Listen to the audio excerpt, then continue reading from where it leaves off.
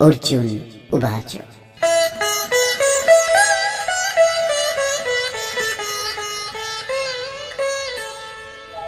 जायसि चेत् कर्मणस्ते मता बुद्धिर्जनार्दन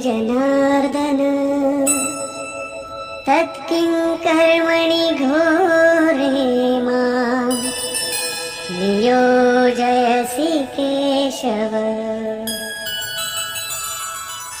জনগণের প্রতি দয়ালু জনার্দন, যদি নিষ্কাম কর্মযোগ অপেক্ষা জ্ঞানযোগ শ্রেষ্ঠ বলে আপনার অভিমত, তাহলে হে কেশব, আমাকে ভয়ঙ্কর কর্মযোগে কেন নিযুক্ত করছেন?